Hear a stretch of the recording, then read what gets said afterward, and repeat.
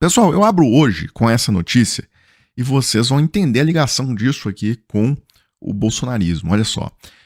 Polícia prende homem após identificar ameaça de ataque à bomba ao show da Lady Gaga. Operação Fake Monster também apreendeu um adolescente. A ação identificou que envolvidos estavam recrutando participantes, inclusive adolescentes, para promover ataques integrados com o uso de explosivos contra o show da cantora Lady Gaga. Aí a polícia identificou essas pessoas porque elas propagavam um discurso de ódio contra o público LGBTQIA+. Pessoal, vamos lá. Quem no Brasil é o agrupamento político que persegue essas pessoas LGBTQIA+?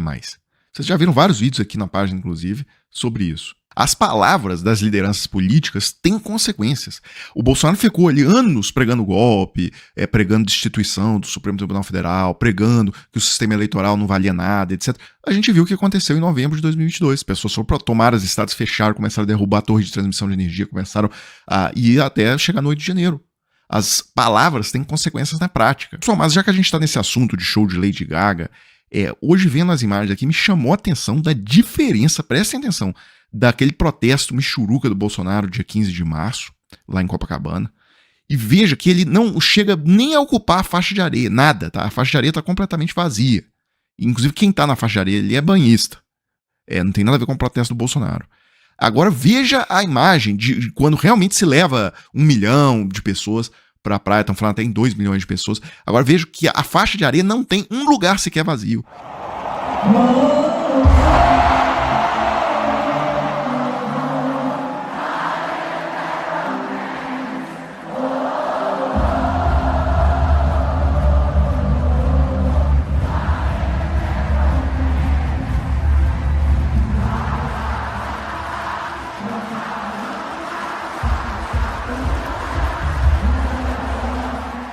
Isso aqui, essas imagens, só, na verdade, humilham mais ainda aquela divulgação feita pela Polícia Militar do Rio de Janeiro, falando que tinha 400 mil pessoas no protesto do Bolsonaro, né? Aquilo lá foi ridículo, a USP fez o cálculo usando aquele contador de cabeça de gado, aquele algoritmo, e tinha 18 mil pessoas lá. Bem, e aí para fechar, pessoal, olha só, hoje na Folha de São Paulo tem um texto do Celso Rocha de Barros. Anistia não é pacificação, anistia é declaração de guerra. Projeto do senador Alessandro Vieira deve esclarecimentos a dezenas de milhões de brasileiros. É o seguinte, o Alessandro Vieira propôs um projeto que é quase idêntico ao projeto que vai ser subscrito pelo Davi Alcolumbre, de anistia, que teria tido até um certo aval do STF, pelo menos dizem aí nos bastidores da imprensa. E aí o Celso Rocha, ele comenta, ele questiona algumas coisas para o Alessandro Vieira. Olha só. Respeito muito sua atuação parlamentar, exatamente por isso solicito os seguintes esclarecimentos, todos referentes ao seu projeto que reduz apenas dos criminosos de 8 de janeiro. E aí ele diz que o projeto do Alessandro Vieira cria uma atenuante para os crimes de golpe de Estado e de abolição do Estado Democrático de Direito para os casos em que o réu não participou da organização do crime e cometeu seus crimes sob a influência de multidão em tumulto. Essa foi a maneira que o Alessandro Vieira encontrou de retirar os soldados rasos, que eu estou chamando aqui de bagrinhos. Imagino que a Débora seja hoje o maior exemplo desses casos, de certa forma reduzir a punição desse pessoal. Isso consta também no tal projeto atribuído ao senador Davi Alcolumbre. Bem, e aí ele diz o seguinte, olha, a aplicação da atenuante para situação de multidão, ou seja, o sujeito tem que ter a pena diminuída porque estava no meio da massa, do calor ali, e foi levado pela massa a cometer aquilo ali, aí por isso que ele teria que ter uma redução de pena. Aí o Celso diz, olha, isso aí é obviamente errado, porque o sujeito que estava lá influenciado pela multidão no 8 de janeiro, ele pode até, em função disso, ter cometido mais atos de depredação de patrimônio público, por exemplo. Mas não os crimes de golpe de Estado e abolição violenta do Estado Democrático de Direito. Esses dois crimes, na verdade, o sujeito já estava com a intenção lá de trás de cometê-los. Olha o que o Celso diz nesse trecho. O réu tentou abolir o Estado Democrático de Direito e depor o governo legitimamente eleito quando participou da invasão com o objetivo de convencer os militares a roubarem os votos de dezenas de milhões de brasileiros pobres que votaram em Lula para, em seguida, promover o assassinato em massa dos opositores da extrema-direita, tortura sistemática e censura à imprensa. Quem estava na Praça dos Três Poderes em 8 de janeiro estava ali para fazer isso.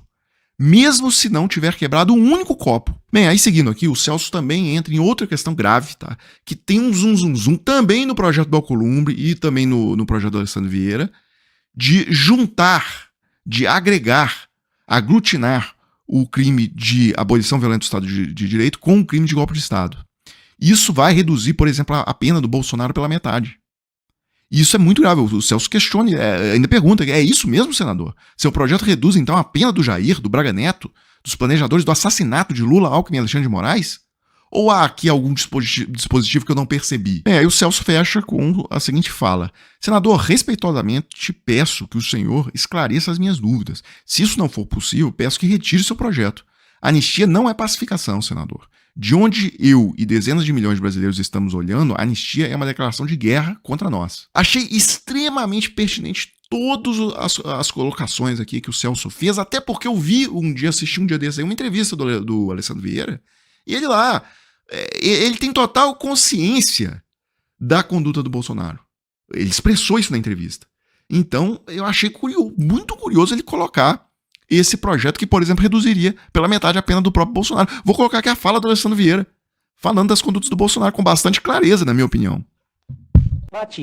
Jair Bolsonaro será condenado ou não?